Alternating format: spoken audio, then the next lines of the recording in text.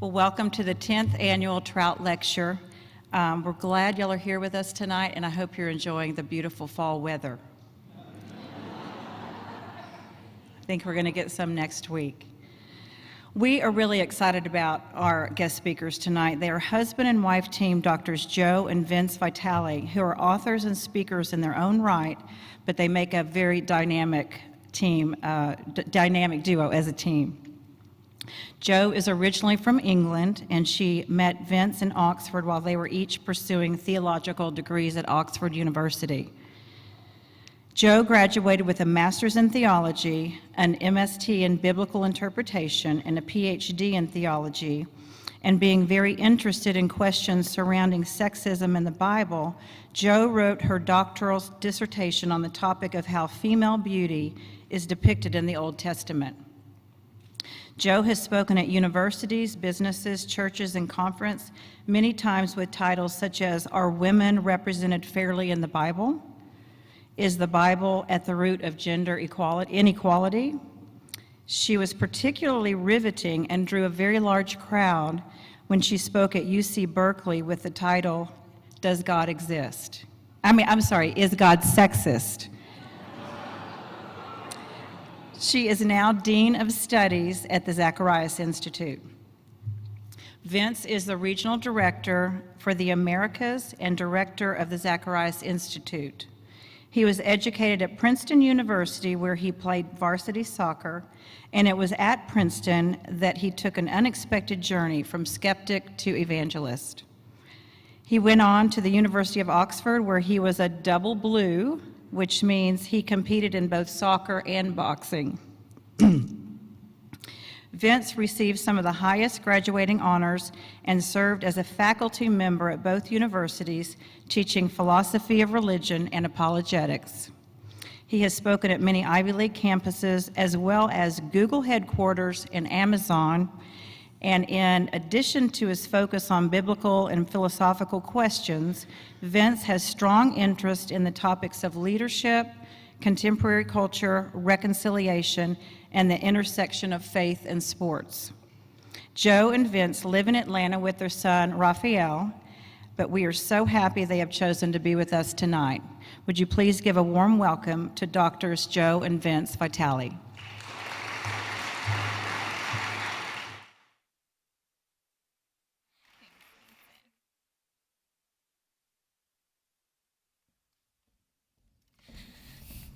Great. Well, good evening. It is an absolute privilege to be here with you as we come together to support the tremendous work that the Council for Life are doing to celebrate life and also to empower others to do the same. As you can tell by the accent, I'm definitely not from around here.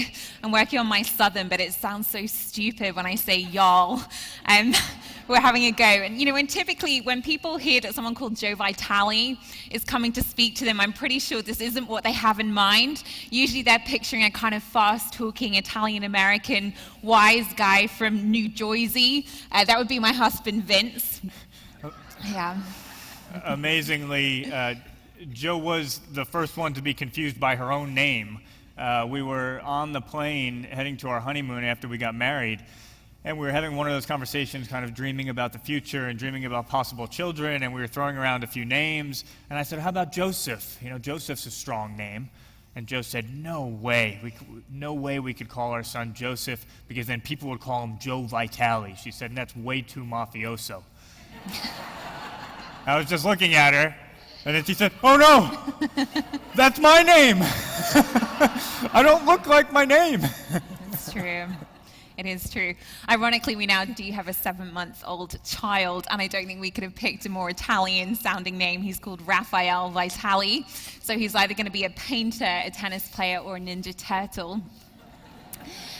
But it was really Raphael who truly got us thinking in a much deeper way than before about the question that we'll be discussing tonight. What is the measure of a life? And I just want to say right at the beginning that for many people in the room, I know this isn't an abstract question. It's deeply personal. And for some people, perhaps it's actually even a deeply painful question as well. And we do want to be sensitive to that tonight, and for you to know that whatever perspective you hold or whatever your experience has been, you are so welcome here. You are deeply valued and you are loved. And for me, this question, it became particularly personal on the day that we went to the doctors for our 8-week ultrasound. And suddenly this noise filled the room that I wasn't expecting. It sounded like the flapping of wings. And it took me a moment to realize, wow, that's his heartbeat. And on the screen, we just saw this little bean shape with this giant pulsating heart. And in that moment, it just felt like the whole earth shifted for me in the most profound way. And I felt this overwhelming conviction that actually, whatever might happen during the pregnancy, actually even whatever the outcome of the pregnancy, that nothing would change the fact that actually now I was a mother. And that was sort of felt like this permanent shift in my identity. And I think there's a sense in which the question that we're considering tonight is whether I was right to feel that way. At what point did I become a mother? Was it during labor when he entered into the world? Was it all those nights beforehand when I would lie and put a hand on my stomach and feel him move to kind of press up against it? Was it when I first heard the flutter of that heartbeat? Was it when he was conceived? When did Raphael truly begin? As a father, saying that he began at conception makes sense of the fact that Joe and I are equally his parents. If instead he began at birth and I had to make some sort of argument that I was somehow equally involved in the birthing process, I don't think I would survive that argument. This question of what makes life valuable and how we should treat the lives of the young. Actually, it's been reasoned through in many different forms of literature over the centuries, and often from radically different perspectives. And here are just 2 examples for you. So one is Jonathan Swift's A Modest Proposal. Some of you will know it. It's a satirical essay published anonymously in 1729, and Swift goes on to compassionately, extensively detail the plight of starving beggars in Ireland. And then about halfway through the essay, he gives this shocking solution that he has for this. It's satire. But this is what he says. He says, a young, healthy child, well-nursed, is, at a year old, a most delicious, nourishing, and wholesome food. Whether stewed, roasted, baked, or boiled, I make no doubt that it will equally serve as a fricassee or a ragout. And then in great detail, he goes on to describe how this would work. And he goes into calculations about how this will be helpful economically and how this will actually be better overall for the society that he's living in. A second example for you is a story that's more than 3,000 years old, and it's straight out of the Old Testament. It's the story of 2 women who share a house together, and both of them give birth to a child. And one night, one of the babies dies. And so the mother of that child, she sneaks into the room of the other, and she swaps the children, and she takes the living child for herself. And so the 2 women are arguing over who the living baby belongs to, and their case winds up before the king, King Solomon, and they're both pleading with him, claiming that the child is theirs. And so finally, Solomon, in this very cold, pragmatic resolution to the problem, he suggests, well, why don't you just cut the child in 2, and then you can each keep 1/2. And then at that point, one woman bitterly accepts the verdict, while the other begs the king to give the child to the other woman in order to spare the child's life, at which point, of course, Solomon can discern who the real mother is. Now, the reason we bring up these examples is because both of these proposals have one thing in common. They're perfectly rational. What I mean by that is there's no scientific law that you could state that could tell me what's wrong with Swift's modest proposal. There's no scientific law you could state that could tell me what was wrong with Solomon's proposal. There's no law of logic that you could tell me what's wrong with either one of those cases. These proposals are well reasoned through. You read Swift's essay, and he goes into detailed arguments, argues persuasively about the economics of the situation, and if all that was being considered was the economic advantages, then he would have a case to be made. Solomon's proposal, well, it's totally fair. He has 2 people, he doesn't know who the owner is. Well, they each get half. If fairness is the only virtue that we're going for in this situation, again, is perfectly rational.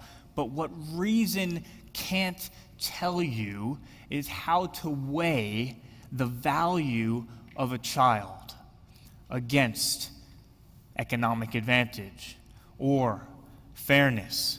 Atheist philosopher Kai Nielsen, one of the most prolific philosophers alive, he saw the problem clearly, and here's what he said. He put it very succinctly. He said, pure practical reason, even with a good knowledge of the facts, will not get you to morality. Science and reason can tell us what we can do, but they cannot tell us what we ought to do. And part of the problem, I think, when it comes to life issues, is that the science is being taught and the conclusions are being drawn and they're being acted upon before we've ever taken the time to consider seriously the moral assumptions that dictate everything else that follows. And this reality was brought home for us recently when a friend of ours, who's now a qualified MD, but he wrote to us about his experiences during medical school a couple of years ago. And in particular, he shared about one of his compulsory classes, which was called Pregnancy Termination. And our friend described how in the first 20 minutes, the lecturer began by attacking Catholic hospitals for refusing to participate in abortion and made a sort of mocking joke about a comic called When Life Begins, written by a Catholic priest. And yet when she actually got to the content of the lecture itself, her whole delivery changed radically. She became strangely clumsy, she kept dropping her water bottle, and she started using the term product of conception instead of the normal medical term fetus. And then she didn't use any surgical illustrations as would be normal in that classroom. And instead, every time she was using the screen, she would just show the baby as kind of a blurry gray blob shape, and that was all people could see. And then our friend, he sent us an exact transcript of a public question that he asked his professor and the exchange that followed between them, taken from an online recording of that lecture. And Vince and I are going to repeat it for you now, with Vince taking the part of the student and I'll be the professor. How come you get to be the professor? Because I gave birth. Noted. End of that argument. Okay, this was our friend's question and the transcript that followed during his medical school class. A growing body of published ethics literature suggests that consciousness is a less arbitrary cutoff point than viability for birth, viability of birth for the right to life. What do you think? I don't think anyone knows when consciousness begins. That's my personal belief. I'm not sure how anyone knows that. I think I'm here to help women, and I'm here to help women reach their reproductive goals, whether that's delivering that pregnancy or aborting that pregnancy. I'm not here to make a judgment about consciousness. If they want to terminate that pregnancy, I'm going to help them do so. I'm not here to impose my views on them. No, the consciousness argument refers to sometime after birth, not sometime during pregnancy. Consciousness? Yes, being aware of who you are as a person. Right. I'm not quite sure what you're asking. These ethicists don't want to move the cutoff backward before 24 weeks. They want to move it after birth. Oh, I see. So like 38 weeks? No, more like several months after birth. So you're talking about infanticide? I don't understand. I'm sorry.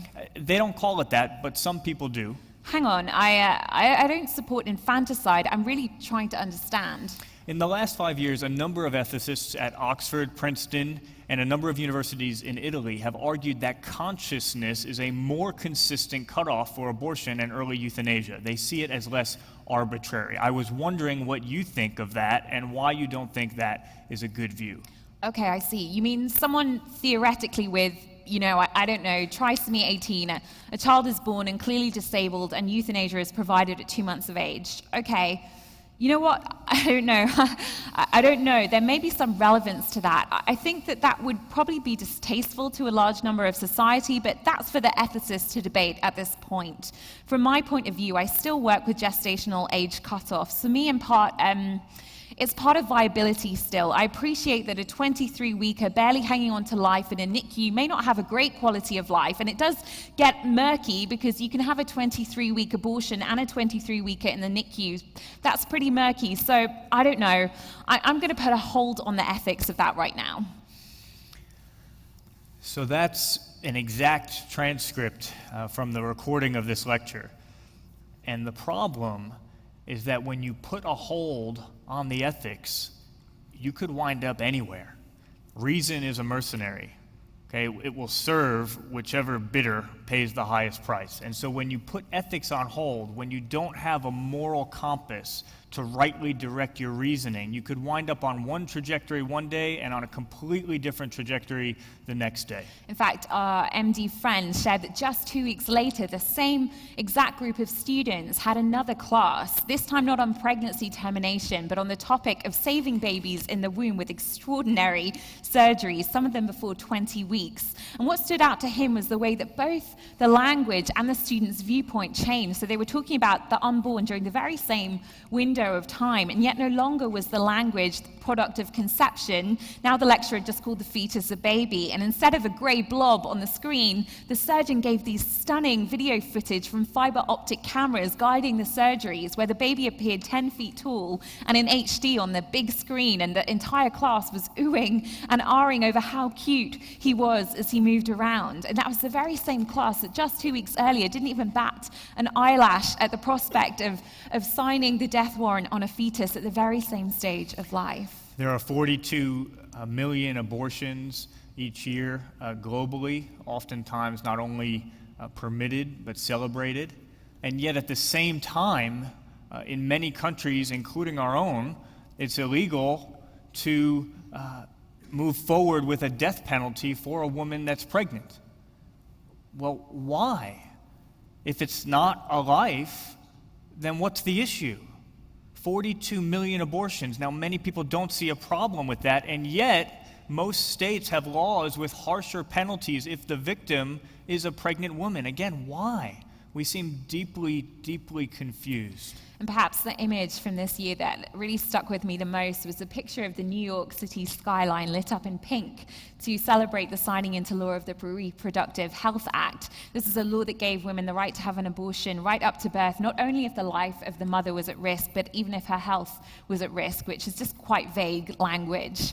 And chillingly, one of the buildings that blazed pink that night in celebration was the World Trade Center. And yet, if you look not to the top of the building, but to the base, then around the memorial fountain, you will see inscribed 11 names among the mourned dead. And these 11 are the unborn children who were killed in those September 11th bombings. It just seems that we're a culture in confusion so deep that we can celebrate death and mourn the loss of life in the very same instance, in the very same place, and we don't even seem to see the contradiction. Reason without morality, it just lands us in incoherence. So we need a moral foundation for our reasoning. We've already considered one, Jonathan Swift's modest proposal. That could be perfectly rational if you're, for instance, an extreme utilitarian. If you think that all that should be considered is to maximize value overall in some abstract way, the greatest well-being for the greatest number of people, well then, if a few need to be sacrificed for the good of the many, then you would say so be it. And then, of course, some would just prefer to get rid of morality altogether. The woman whose baby died in the case of Solomon wasn't actually thinking about morality at all. She was thinking in what today we would call Darwinian terms, survival of the fittest. The strong prey on the weak, might makes right. I need to get mine. And if others need to suffer in the process, then, well, so be it. Jesus Christ, thankfully, offers a very different option for a moral foundation. Jesus is not a utilitarian. The utilitarian looks down from 30,000 feet on things and makes abstract calculations about how to proceed, how to maximize value. Jesus' love is so much more particular than this. It's not 30,000 feet high. It comes down. It's face to face. It looks in the eyes of the individual. It gets into the muck and into the dirtiness and the mess of our lives. It's the Good Shepherd. It's the Good Shepherd that is close enough to the sheep to smell their dirtiness. Jesus leaves 99 to go after the one. We've heard that story so many times, but you just pause and reflect on it for a moment. You're going to leave 99 good sheep and put all of them at risk so that you can chase after one, the one that's probably been the disobedient, rebellious one that's not doing you any good anyway. That's crazy. But I think it's a craziness that a mother understands well. One of our best friends miscarried not too long ago, and there was a really deep grief that came with that.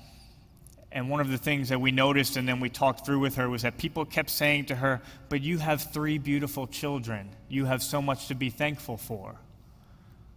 And it's not that that's not true, but it didn't help. It didn't help one bit. It wouldn't have mattered if she had 6 beautiful children, 9 beautiful children. She longed for the one. It was that one particular one who was lost, the same one that Jesus ran after. We were built to long for the one, to love in that particular way, and that's right at the heart of Jesus' ethic. And Jesus also didn't approach morality as a Darwinian. In fact, the central theme of Jesus' life is a complete inversion of that Darwinian paradigm, not survival of the fittest, but actually the fittest, God himself, willingly giving up his life for the unfittest, for the least fit, for you and for me. So what was Jesus' ethic? Well, the 20th century psychologist Sigmund Freud suggested that actually when you're pushed to your visceral limit, then the real you comes out. When you're in intense pain, when your back is up against the wall, when you've been wronged and wounded and trampled on again and again. Now, I don't know about you, but in those moments, what comes out of me is not very attractive at all. But you know, what came out of Jesus was mercy, forgiveness, love. Jesus turned to his mother when he was hanging there on the cross and his best friend, and he said, "Mother, here is your son." And he said to the disciple, "Here is your mother." And from that time on, this disciple took her into his home. Even as he hung there dying, Jesus' first concern wasn't for his own life, but for the life of his mother. And then he didn't stop there. He looked down from the cross with a heart full of love at those who were killing him, and he prayed over them, "Father, forgive them. They know not what they do." And then after that, he turned to one of the criminals who was being executed alongside him, and he asked him to look upon him favorably. And Jesus promised that man, "Truly I tell you, today you will be with me in paradise." You know, it's really no wonder that when the centurion who stood in front of Jesus saw how he died, he said, "Surely this man was the Son of God." Because when you're pushed to that limit, the real you comes out. And what came out of Jesus was absolutely divine. What came out of him was an ethic that valued the life of every single individual, not just the life of his mother who loved him, but the life of the criminal beside him and the life of the soldiers who were killing him. The ethic of Jesus Christ is an ethic of pro-life because he is pro every life. It's an ethic that doesn't value people on account of what they've done or who they've become or how they've behaved, but simply because they're alive. It's an ethic of unconditional love, an ethic grounded in that valuing of the one, each and every one. Let's dig more deeply into this ethic. If Jesus' ethic is unconditional love, the next question we have to ask is whether the unborn are part of that moral community that God lavishes that love on and that extravagant grace upon. Now, there's 2 ways to explore that question. The first is to assume that in general, we take it to be the case that all people are equally valuable. Okay, that assumption is built right into our Declaration of Independence. Dangerous place for me to go right now, sitting next to Joe, slightly sore spot. It's okay, I'm over it. I've actually been getting quite passionate about American politics lately, and I fully endorse the campaign to make America Great Britain again. And how do you feel about Brexit? No comment. All right, the Declaration of Independence. All people are created equal and endowed with unalienable rights, including the right to life. That right is generally assumed and granted for all people. So here's the question. Is there any difference with the unborn that would disqualify them from having that right to life? Well, the most obvious difference is one of location. Okay, the born are outside of the womb. The unborn are inside of the womb. They exist in 2 different locations, a different physical environment. But that's a very dangerous thought. to think that we're going to measure the value of someone based on their location, based on the physical environment that they live in. And there's a name for that: xenophobia, prejudice against people from another place. You're not as valuable as me because you're not from where I am. You're from across the border. You're from that other place. You're not on the right side of town. You don't go to the right school. That's not an attitude that any of us should want to adopt. So maybe it's not location, but perhaps the unborn are less valuable because they look different than us. You know, we have a beautiful son now, but the first time I saw him on the ultrasound, I definitely wondered if I was going to be giving birth to a jelly bean. And yet the assumption that somebody is of less value simply because they look different to the way that you look, it actually not only implies a hierarchy of worth based on some arbitrary standard of what looks good, but it's also a dangerous assumption that has led to a long history of oppression, abuse, torture, and death. And we have a name for an assumption like that: racism. And so maybe the difference is that the unborns, their cognitive ability is not as developed, right? They're not as smart as us. Well, that's true, but again, do we really want to place the value of someone to be based on their cognitive ability, on how intelligent they are? Or we could say the same about a physical ability. Do we really want to measure the value of a person based on their physical capability? There's a name for that as well. It's ableism. It's discrimination against the disabled. So perhaps the distinction is just that they're young. But you know, that doesn't seem to work either, because it really goes against our basic intuition, actually, which is that the younger a person dies, actually, the more tragic it is. You know, one of the reasons we so deeply grieve the death of a child is precisely because we have that sense that they didn't get to live the life that they could have had. You know, why would it be any different whether they die 3 weeks after birth or 3 weeks beforehand? And of course, you can have a 24-week-old inside of the womb or outside of the womb. Exactly the same mental capabilities, exactly the same physical capabilities. When you think it through, there is no option, there is no good reason to disqualify the unborn for the same rights that we give to everyone else. And I think attempting to do so lands you dangerously close to the types of arguments that have led to xenophobia, racism, ableism, and ageism. The second way to ask whether the unborn are part of the community that Jesus loves is actually to flip the question around. And instead of asking whether there is anything that would disqualify the unborn, we can ask, what is it that grounds the value of human life generally? And then ask whether the unborn have whatever that thing is. And I think most people will grant that all people have equal value, and that this should actually be the foundation of morality and social justice. But of course, it raises a crucial question. If all people are equally valuable, there has to be something that is equally true of every single person, in virtue of which they're equally valuable. So that question is, what is it? You know, what is equally true of all of us? Now, on a naturalistic, if we take a naturalistic, atheistic view of the world, it's actually very difficult to answer that question. Because all of our natural endowments are distributed along a spectrum. Some of us are going to be more intelligent than others. Some of us are going to be stronger than others. Some of us are going to be more capable of passing on our genes than others. Every natural feature that we have is distributed along a spectrum. It's not the same for any of us, and it can change over time. So what is equally true of every single person and completely unchanging?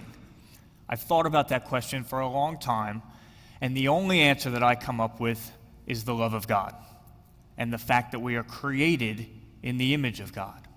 And not just any God.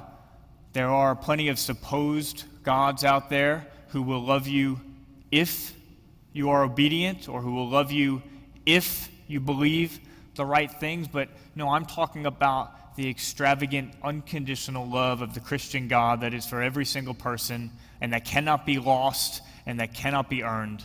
That we are loved by God is the one and only thing that is absolutely equally true of every single one of us and every other person, and that could never change, and that we could never do anything to lose. And I think that's why only God gives us our identity, and that's why only God can ground the equal value of every single person, which has to be at the foundation of any plausible morality. And so the question is, do the unborn have this? Are they among the beings that are loved by God and created in his image? Well, according to Christianity, the answer is a resounding yes. According to Christianity, not only are they made in the image of God and loved by him like a parent loves a child, but even more than this, they're actually intentionally and lovingly crafted by him even before they've taken their first breath, as it says in Psalm 139. For you formed my inward parts, you knit me together in my mother's womb. I praise you, for I am fearfully and wonderfully made. Wonderful are your works. My soul knows it very well. My frame was not hidden from you when I was being made in secret, intricately woven in the depths of the earth. Your eyes saw my unformed substance. In your book were written, every one of them, the days that were formed for me, when as yet there was none of them.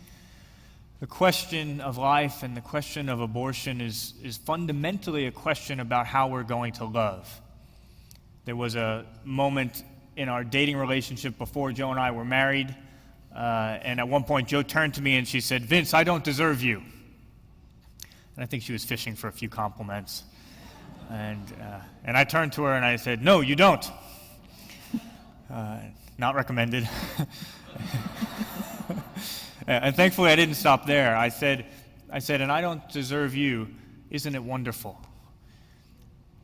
You know, how could someone ever deserve another person as their very own? Surely that's beyond what any person could ever deserve.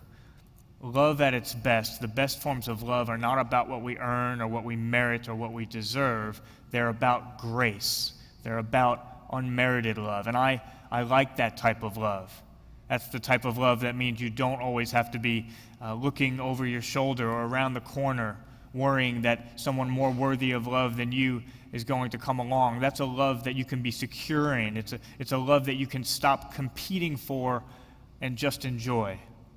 That's a question for every single one of us. I wonder what the instinctual answer of your heart is when I ask that question. Do you compete for love, or do you just enjoy it? Do you rest in the fact that there's nothing you could ever possibly do to lose it? What if, even before the foundation of the world, God loved us with that sort of love, with grace, with love that is a gift, with love that you cannot earn, with love that you cannot lose, with love that is exactly the same on your best day and on your very worst day, with that love of a parent that looks down at a newborn child, and that child can't do anything to earn the parent's love, and yet that love could not be more extravagant. That love of a parent that sees a lost son on the horizon, that beautiful story that Jesus told, and that son had done everything wrong. He had demanded his inheritance early in that culture that was basically to wish your father dead, and he had run off and done everything with the money that he shouldn't have done, and he winds up eating with the pigs, and he turns back, and it says that the father sees him still far off on the horizon. And he would have hiked up his robe in that culture, embarrassingly exposed his bare legs as a grown adult man, and he took off running like an embarrassing fool after his son. And I've always wondered about this story from the other perspective. I've always wondered what the son thought when he saw he having done everything wrong, seeing his father sprinting towards him from afar. He probably thought it was much more likely that he was going to get hit than what actually happened. And the father reaches him and throws himself on his son and embraces him and kisses him and gives him the finest robe. It would have been the father's own robe. Gives him a ring, probably the family ring. You have the authority of the family again. Gives him sandals for his feet. Yells back to the rest of the family, "Kill the best animal we have. We're throwing the biggest party you've ever seen because this son of mine was lost, but now he's found." What if God loves us like that? And what if as a society we chose to love like that, with a love that's not to be earned, but simply to be given, not to be earned, but simply to be returned? I think what it comes down to is that our decision about abortion as a society is ultimately a decision about whether we're going to love conditionally or unconditionally. Will we be pro-life, or will we only be pro certain types of life? Pro the good-looking life, pro the successful life, pro the American life, pro the people like us life? Just exactly who are we willing to stand up for? The lives that we think matter, or the conviction that actually every life matters? And in 2012, the Journal of Medical Ethics, they published an article in which the authors used the term lives unworthy of life. And they concluded that to bring up Down's children might be an unbearable burden on society as a whole when the state economically provides for their care. Now, what's one of the disturbing things about that statement is how closely it actually mirrors the language on a Nazi propaganda poster, which declared that 60,000 Reichsmark is what this person suffering from a hereditary defect costs the people's community during his lifetime. Fellow citizen, that is your money too. Once we start putting some people in the worthy of life and love category and some people in the unworthy category, we've started ourselves down a very dangerous path. So here's a question that I think we need to be willing to ask as a society. If we treat people from the very beginning as if they are potentially unworthy of life, then why are we surprised when that question haunts them until the end of their lives? I was recently doing an amateur analysis of the top 1,000 questions on Google. You learn a lot doing that about human nature, and there's some random ones at the beginning. What's my IP address? How do you tie a tie? There's a few funny ones. How old am I? I think it's slightly concerning that people go to Google to figure out how old they are. We have slightly further down on the list, why are cats scared of cucumber? How about why are thousands of people asking that question? Yes, exactly. What are people doing with their cucumbers? It's very, very unfortunate. So you have all of these random questions. You have some funny questions, top 1,000 questions on Google. Here's the first 3 of any substance. I'm not talking about specifically faith questions, the first 3 of any substantive meaning. How do you kill yourself? Number 179. What happens when you die? Number 194. How can I love myself? Number 381. We receive questions now at pretty much every single event that we do about suicide, both in non-Christian contexts and in Christian contexts. Not abstract questions, young people asking, is suicide an option? Asking, if I commit suicide, will I go to hell? Loneliness, anxiety, depression, suicide. You can look at the statistics, all of them are drastically on the rise. And I have to believe that at the root of all of this is the same question. Is being enough for being loved? Just existing, just being alive, is that enough? Or do you need more? Will you always need more? My dad used to tell me, start as you mean to go on. If we value the unborn only conditionally, only when it meets our conditions, it should be no surprise that we spend the rest of our lives deeply anxious and deathly afraid that we will never meet the conditions. The question of how we value the unborn is so important because it is at the very foundation of how we value everyone, including ourselves. What's so fascinating to me is that it seems as if the primary reason why our culture today is actually so deeply divided over this question, I believe it actually stems in part from a good desire. And I think that desire is to honor and respect women. And as a woman, I can appreciate that. I think many people today, though, they feel faced with this kind of cultural ultimatum because they believe that actually they have to make a choice whether to stand up for women or to stand up for the unborn. And I think the assumption there is that to be pro-life is to be anti-women. And personally, I believe that to be a deeply troubling and questionable assumption. My body, my rights. that has become the rallying cry of the women's rights movement. And what I find so problematic about this rhetoric is the erasing of a body from this narrative until it's nothing more than a little grey blob. It's as if the story were only about one body, not two bodies. Last month, an anti-abortion, a pro-abortion organization, they posted this statement on their Instagram in support of having a positive body image. They said this: the size of your body doesn't define your worth. And I couldn't agree more, actually, but something tells me that actually they completely missed the irony of that statement. The size of your body doesn't define your worth. My body, my rights. Jesus Christ actually says this refrain is wrong on 2 counts. So first, my body. That is exactly the right question.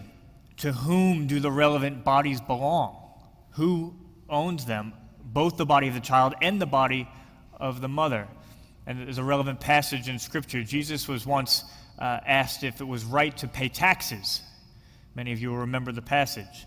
I wish he gave a different answer, but this is what he said. He said, "Bring me a denarius, bring me a coin." And so they brought him the coin. And what question did he ask? He said, "Whose image is on it? Whose inscription is this?" And they said it was Caesar's. And then Jesus said, "Well, give to Caesar what is Caesar's, but give to God what is God's." They walked away. But Ravi Zacharias, who we work with, he's often pointed out that they should have stayed, and they should have asked the question, well, what is God's? And if they had, Jesus would have responded, well, whose image is on you? If our bodies are on loan, if they actually belong to someone else, and if they're given to us for safekeeping, then that really matters. Then we have an obligation to know and to act in accordance with the wishes, with the desires of the person who they belong to. And that makes it, I think, darkly ironic that the phrase that's often used for when an abortion is carried out is to say, "I took care of it."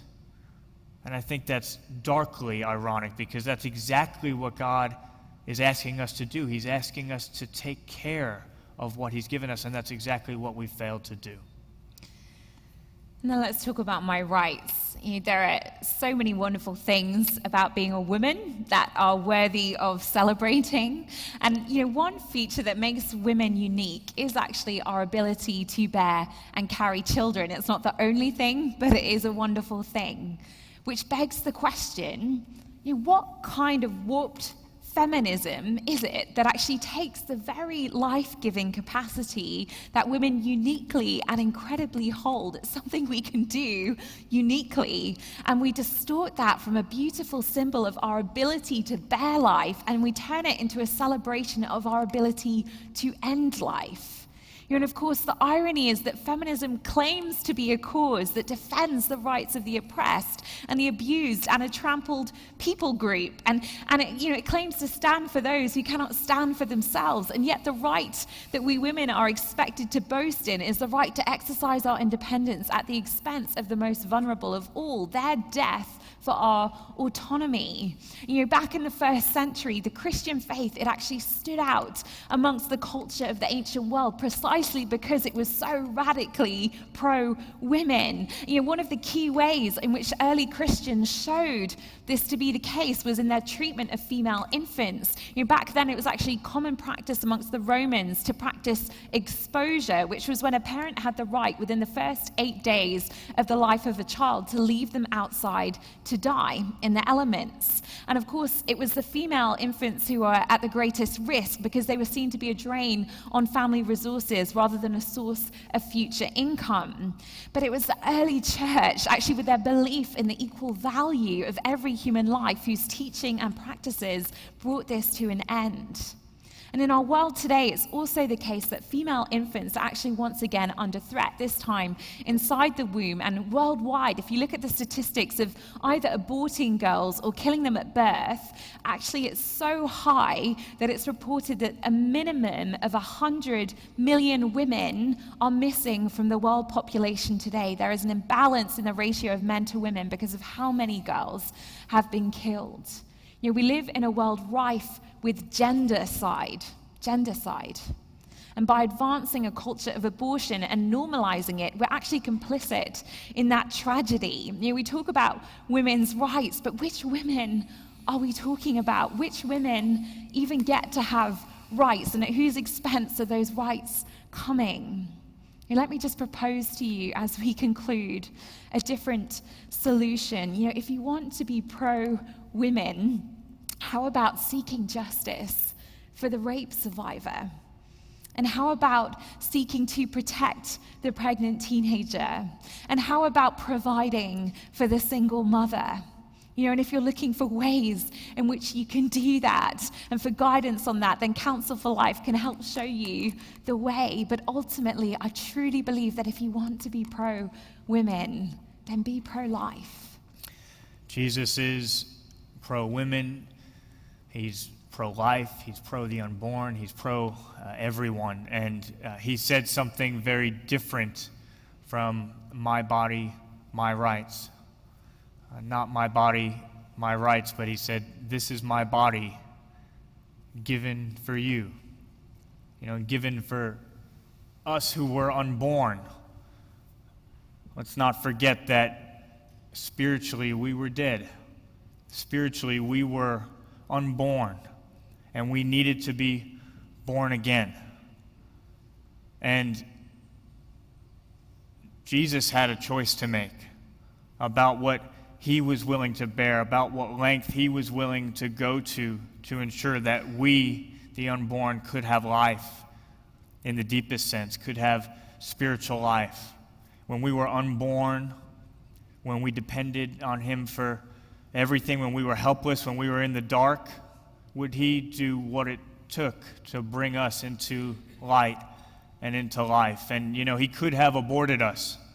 He could have aborted us when it became too much, or when we became something as humanity that he had not hoped we would become, or when he saw just the length that he would have to go to give us life. If we want to know how committed Jesus is asking us to be to the lives of the unborn, all we need to do is look to the cross and to see how committed he was to our life, to us stepping into spiritual life with him, the fullness of life, eternal life, when we were yet unborn. Why don't we pray?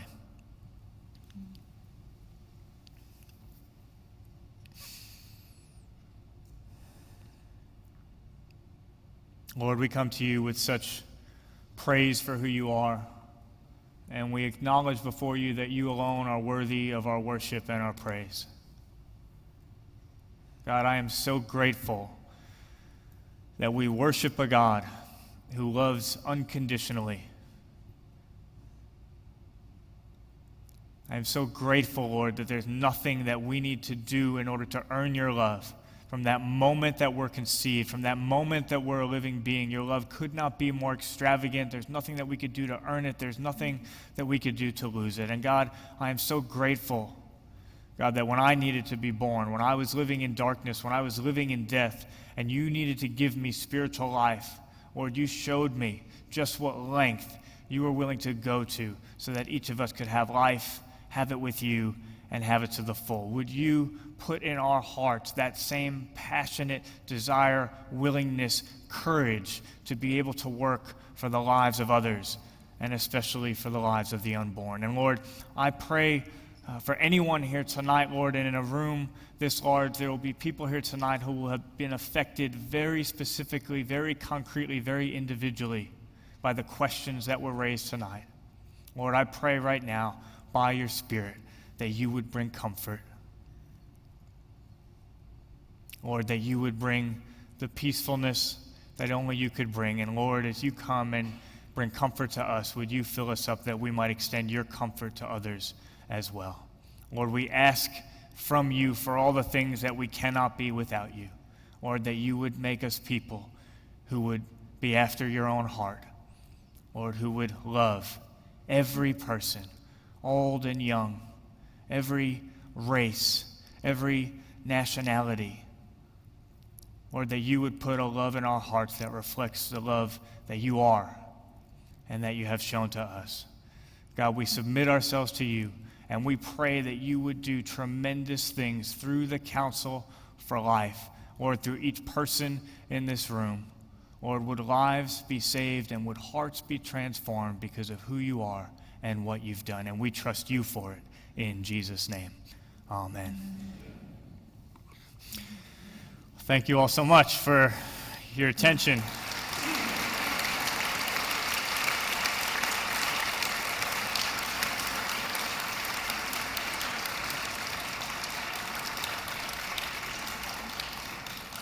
It's been a real honor to speak with you, and we love questions. It's a big focus of our ministry. Questions are how you get to know someone, and sometimes we're taught that if we have questions, that means that we're doubters or we have something to be ashamed of in terms of our faith. We actually think quite the opposite. A question is how you get to know a person. A deep, hard question is how you get to know a person deeply. So we love the idea of receiving some of your questions. We may not have the answer, but we'll do our best to offer a response. And if I don't have a good one, I'm sure Joe will. You have a lot of faith. I think there's a couple of microphones around the side, and if you just put a hand up, a microphone will come to you for a question. There's a hand gone up over on this side. Yeah. Oh, she's coming. coming. She's right behind you. Just hang on one second. Could you tell us your name as well, please? Thank you. Hi. Hi. I've lost my voice recently.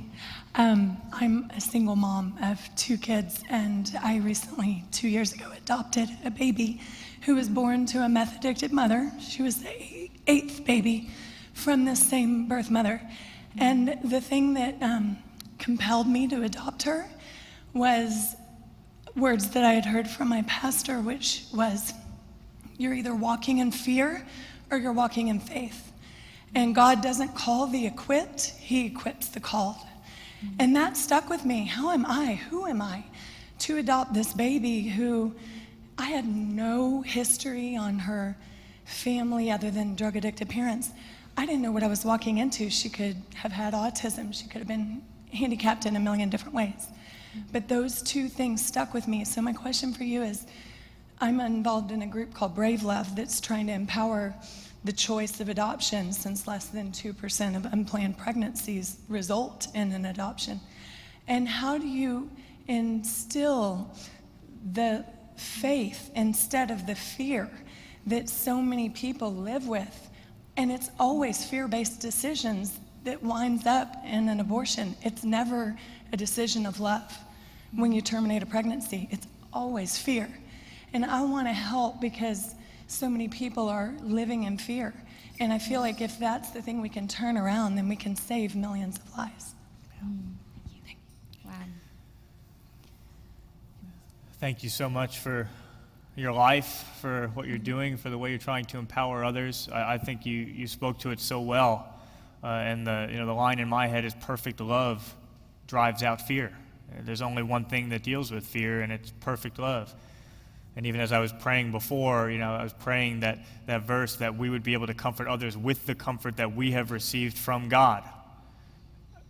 Well, inherent in that verse means, one, we need to be in relationship with God, and then we need to be in relationship with others in order for us to deal with difficult situations, with suffering, with things that are beyond us. We need to receive comfort from God, so we need to be in that loving relationship with him, and then we need to be in relationship with others so we can pass it on in a loving way. And if we have that love vertically and horizontally, then that drives out fear. So I think that has to be the foundation when you're working with people, when you're talking with people. What does that relationship of love look like this way, and what does it look like this way? And when those are solid, then you'll see fear being driven out. The other, just one thing that I would say is have people tell their stories. Tell your story. Keep telling it. And I heard a quote recently. I don't remember who said it. Joe will probably know. But it really impacted me, and it was along these lines. This is a paraphrase, but it said, God does not give hypothetical grace for hypothetical situations. He gives real grace for concrete situations. And I think sometimes the reason that we don't step into a possibility where we can really help someone is because we imagine it in this hypothetical way, and then we know who we are today, and we go, I couldn't do that. But God doesn't give hypothetical grace for the hypothetical situation. He gives real grace when we step into the situation. And so with you telling your story, with others telling their story, and just be completely honest about that. I did not have what it took to do what I'm doing, but God gives grace right at the moment that you need it, and just the amount that you need. Yeah. Just one more point to add to that is I think a lot of the reason why people are scared is because they think they're going to be alone in it. And there's just that feeling of being completely overwhelmed. Like, we know our limitations. We think, what can I possibly have to offer if I'm carrying this burden by myself? And I think that's where we have something to say as Christians and as the church, because of course the call of the church is so that people are not alone. And so I think the way we respond to people's fears by saying, you're not going to be in this by yourself, but we are committing as a body of believers to come around you and be with you in that too. And in that sense, we're actually fulfilling a promise that Jesus made, when he says that that actually when you become a Christian, when you choose to follow him, whatever the cost, however that hard is, and the sacrifice of relationships, actually you'll have 100-fold, not only in the life to come, but also in this one. And the 100-fold is Christian family. So I think it's a serious challenge for us. If we're asking people to make these kind of life-affirming choices and to step away from fear and into a choice for love, are we going to back that up as the church in the way that we receive people and love them? And this was really driven home to me in a major way, actually this time last year when I was actually in this neighborhood speaking at the Dallas Country Club. And it was this beautiful women's event with everyone dressed in beautiful clothes like they are right now. And at the end of my talk, the first question that was asked, someone stood up and said, Joe, I was speaking about human trafficking. They said, you've spoken about human trafficking as if it were just an international problem, but I was human trafficked in this city of Dallas for 20 years, put into it by my own parents. And they rolled up their sleeves and showed their arms and the scars from where they tried to kill themselves, and the cigarette burns and the rope marks. But their question was, I feel like the police and social services, they know how to respond to me, but whenever I go to the church, I feel like Christians flinch back from me because they don't know what to do with me, and they just seem so uncomfortable. And the whole room of 400 women was silently uncomfortable in that moment, because it was so convicting. It was so convicting to think about, are we living out, we're asking other people to step out of fear, but we as Christians, will we step out of our fear of moving towards people, when they're suffering and they're struggling? Will we be the people who actually step forwards and say, we're not going to let fear rule us in our decisions either, that we will come alongside you and be that body that Jesus committed us to being when he made that promise. So I think if we're asking people to get over fear, then let's dive in ourselves. I love the phrase, love takes initiative, because I think that's the way Jesus lived, and I think that's what we're called to as his followers. So let's help people get over their fear by coming alongside them so that they're not alone in it.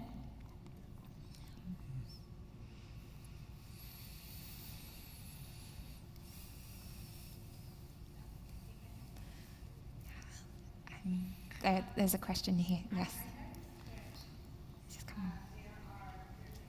Younger women here tonight, 20-something-year-olds, really lovely group of young women. I have 6 granddaughters, and they're 2 to 15. I was at a rally, political rally a few years ago, and these young, beautiful girls were screaming, the right to choice. And I went up to one of them and I said, how old are you?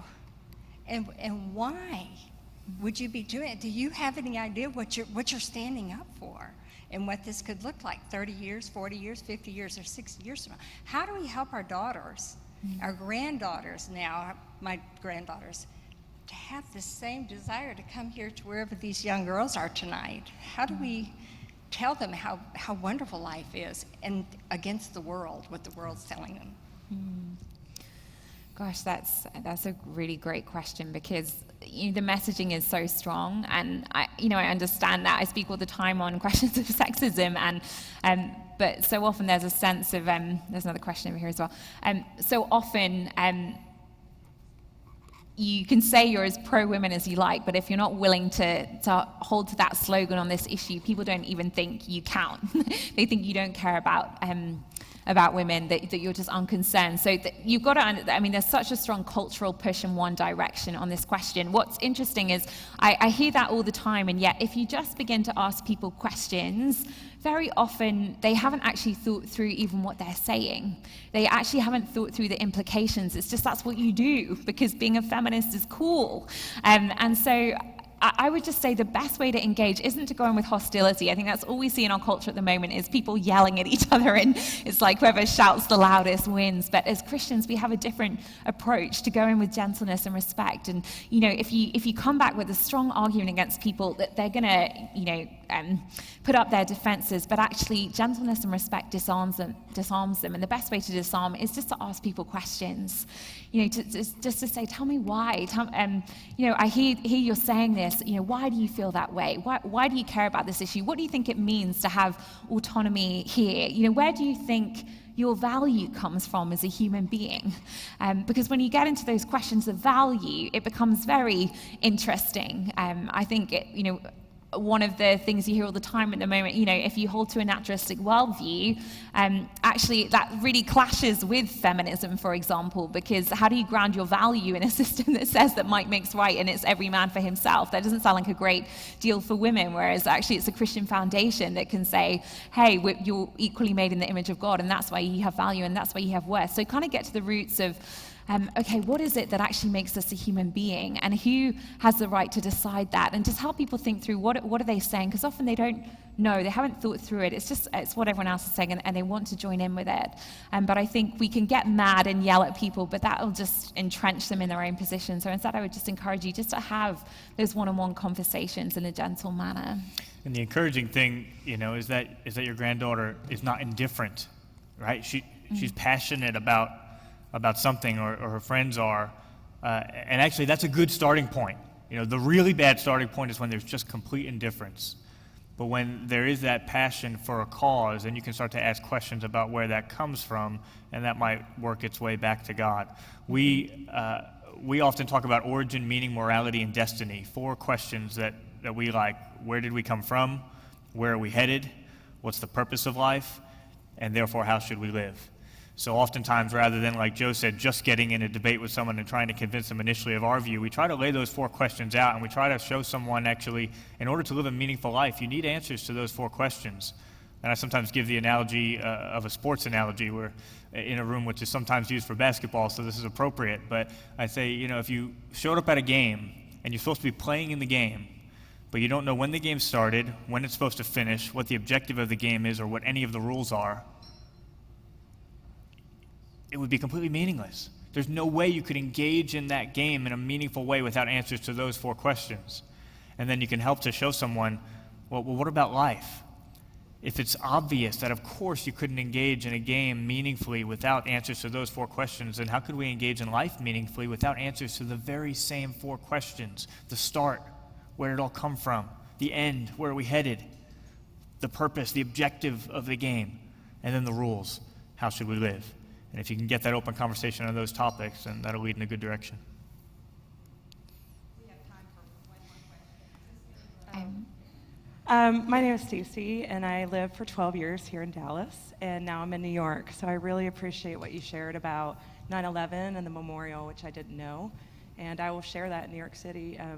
When I moved to New York, it was a scary thing, and I found my people, which was actually an amazing pregnancy center in the middle of New York. And one of the things that I learned over the last couple of years was just how prevalent past abortion experiences are. So many times we talk about the numbers. What would you say in terms of the scripture to unpack to more than, I think it's 1 in 4 women that have had an abortion in the past? And many times those decisions are made so quickly, and they're panicked and they're in fear, and then there's deep regret. How can the church more address the healing that's needed for the men and women that have been through it already? That's such a good question. And I think I think Jesus gives us a model here in how to respond to people who, because the temptation so often with the church, isn't it, is that we point the finger in judgment and we come down with condemnation. And I think that's often the message that people hear, is that the church is against me. I couldn't even walk in the door, because if Christians knew my past, if they knew what I did, if they knew that I had an abortion, they wouldn't want anything to do with me. I think that's the messaging people hear. And yet there's this beautiful story in Luke chapter 7 where Jesus in the house of Simon the Pharisee, and this woman comes wandering in the door of this like very fancy dinner party, and everyone freaks out because she's known as the sinner in town. She's known as, perhaps the woman who's kind of slept around. And of course, there's no mention of the men she's been sleeping with. It's all focused on this woman who is the sinner. And everyone kind of flinches back from her. And then she falls at Jesus' feet. She starts weeping and crying and, washing his feet with her hair and kissing his feet. And then everyone flinches back from Jesus because they say, who is this guy that he's associating with her? What does that say about him and his sinfulness and how dirty he must be? How can he be a prophet? And then Jesus, just in the middle of this scene of judgment and condemnation, he just, into the silence, he just speaks and he asks this amazing question. He says, do you see this woman? Do you see this woman? You're not seeing her by the label, judging her by what she has done in the past and holding that against her, but seeing her for who she really is, a woman who has been scared and has suffered and been in pain and maybe at a point made bad choices, but who knows that the factors going on that led her to that decision and how hard life had been and what she had been through. Do you see her as a human being and as a person? I think that has to be our starting point, and that has to be our messaging as much as we speak about the value of life. Our message has to be first and foremost grace, because if that wasn't the heart of our message, what hope would there be for any of us? We're all in that situation. So I think that has to be the place that we begin these conversations whenever we're in them and whenever we talk about it. I have so many friends, people I know who've had abortions, and I want to be someone who's safe for them, someone they can trust to talk to about that and not feel like they'll come to me and I'll judge them for it, but knowing that actually I'm going to love them. I'm going to love them in that. And that, the message of the gospel is salvation and hope, whatever you've been through and whatever choices you made, that your worth isn't defined either by anything you've done or anything that's been done to you, but because you're made in the image of God and he loves you and he's redeemed you. So I think that's, the gospel is for those people. If it's for anybody, if it's for us, it's for them. So I think that's got to be where we begin when we talk about this. Yeah, it's so well said, and just the verse that's coming to mind is, anyone who believes in me will never be put to shame. And I think so often we focus on the forgiveness of Jesus, and that is so true and essential and right at the heart of the gospel. But Jesus not only came to forgive us from our sins, but he also came to free us from our shame, and that's what so many people are walking around with. But when Jesus hung on that cross, he hung there naked, he hung there mocked, he hung there abused. Anything that we've been through, anything that we've done, or anything that's been done to us in our life, Jesus wore our shame, and therefore we can be freed from it. Guys, it's been such an honor to be here. We really want to say thank you to Lisa and to Kenny and for the Council for Life for having us. It's been an absolute privilege. Also want you to know that we and the whole RZIM team, we meet every morning, every weekday morning to pray, and you guys will consistently be in our prayers. And I meant what I said about us loving questions. We will do our best to be the last ones out of the room. And so any other questions that are out there, we would love to talk with anyone who'd like to. Thank you guys so much.